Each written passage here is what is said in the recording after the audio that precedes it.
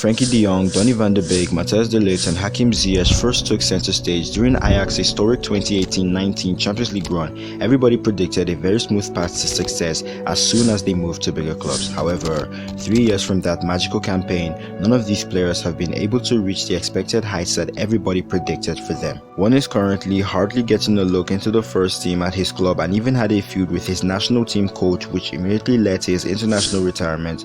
The other, while still in his early 20s and has the potential to go on to become one of the best central defenders of his generation, has hardly been able to make a substantial impact in a struggling Juventus team.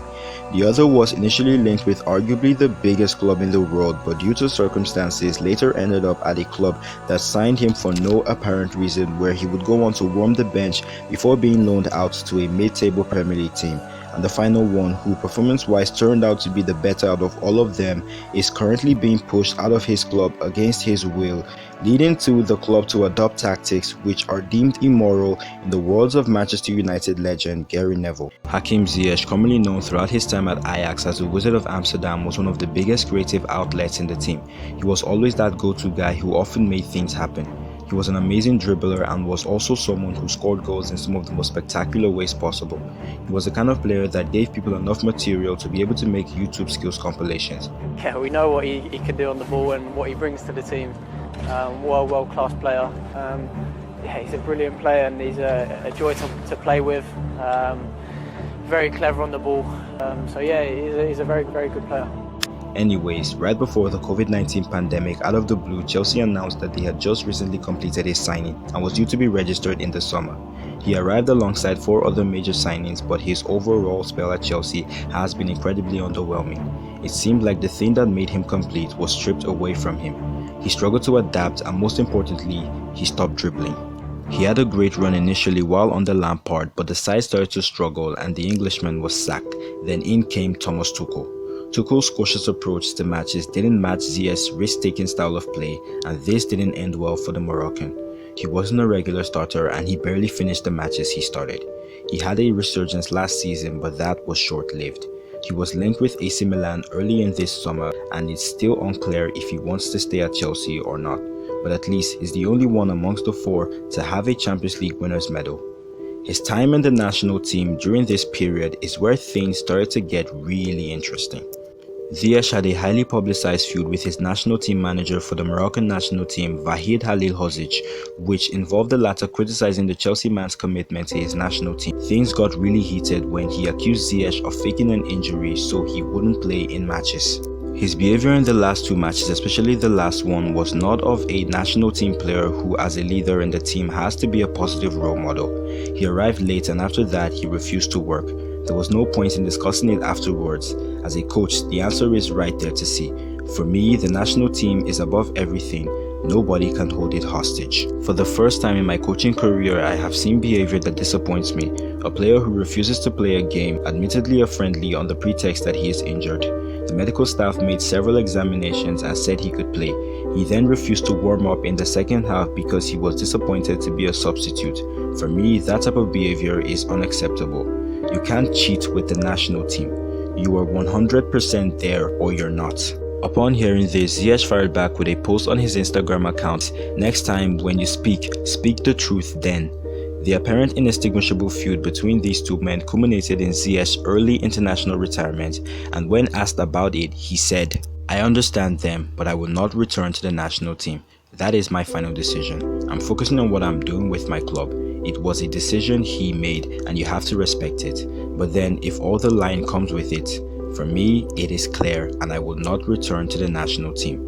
I feel sorry for the fans, but that's the situation right now. Matthijs de Ligt was the captain of this glorious Ajax team. He was the rock in central defense, and despite being just 19 years old at the time, he displayed immense leadership and character that could only be seen in 30-year-old football veterans. This is even more impressive judging that he only made his debut 2 years prior to the 2018-19 campaign. His experiences are what made him such a capable leader. He had a never-give-up mentality, which was first displayed after his nightmare of a debut for the Netherlands, where he was responsible for the 2 goals they conceded in their World Cup qualifiers against Bulgaria in 2017, dashing his nation's World Cup dreams, but he picked himself up, moved on and developed his character. In the summer of 2019, Juventus had to fend off competition from clubs like PSG and Barcelona to pay 75 million euros to sign him.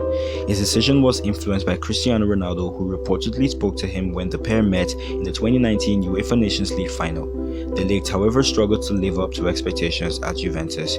He joined a struggling Juventus side who, despite having Cristiano Ronaldo, underperformed massively on the European stage. Their domestic dominance also came under threat due to the meteoric rise of both Milan giants. De Ligt suffered due to constant tactical changes as a result of the different types of managers that was brought in during his time there. Another problem was that a spot in central defense wasn't necessarily made for him. It seemed like he was only able to play that many games because of the constant injury problems that Giorgio Chiellini, Bonucci's main partner in central defense, faced, and that the club would rather have him partner with Bonucci than De Ligt. He was also a bit clumsy. He wasn't able to fully adapt to the defensive approach that was usually adopted by Italian sides, and his tendency to commit handball offenses gave teams a lot of opportunities to make his team concede goals. He was also indirectly responsible for his nation's elimination in Euro 2020 as the Czech Republic smashed the Netherlands as soon as he got sent off in really questionable fashion. He has now signed for Bayern Munich under the recommendation of his current national team coach Louis van Gaal, where he will link up with Julian Nagelsmann, a man who has a thing for effectively developing young players, not to mention his style of play is more suited to De Ligt than that of his previous manager Massimiliano Allegri. Frenkie De Jong was hailed as a footballing reincarnation of the legendary Johan Cruyff at Ajax.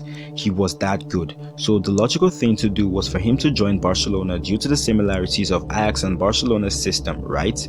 Well, yes and no. According to the famous Spanish journalist Martí Perarnau, with De Jong, what there has been is a lot of confusion about Ajax game. It has been believed that it was the same type of game as Barça, and it is not in any way. He will tell you that except in the Van Gaal era, Ajax has hardly practiced position play. He has played another type of game that has movement as its central axis. Let's say that the Dutch school of Ajax has a series of characteristics such as playing with wingers that would be very similar to Barça, but one of its characteristics is that it respects positions very little when it's something that defines Barca's game. The game of Ajax is a game of constant movement. What the Dutch who have been arriving at Barca have contributed above all is this dynamic of movement.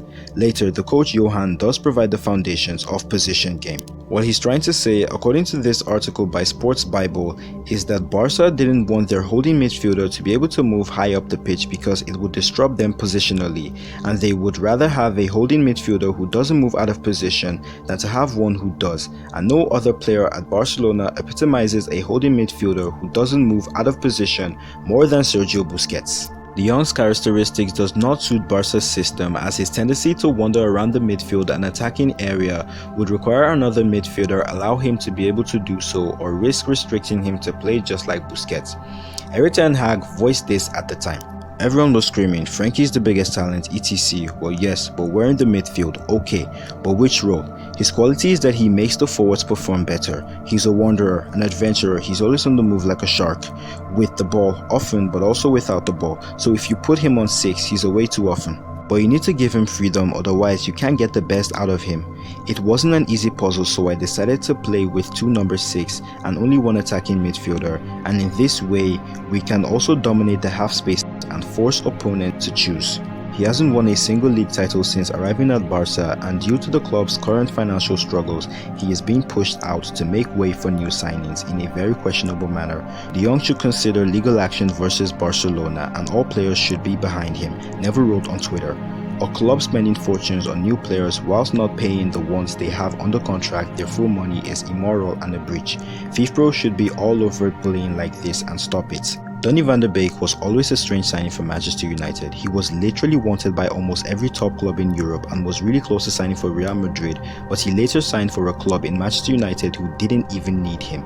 He was considered a panic buy, and due to Bruno Fernandes' presence in the team, he hardly got a look in. Although he has the ability to play across several other midfield positions, strangely, he wasn't even given much of a chance despite the club's obvious crisis in midfield.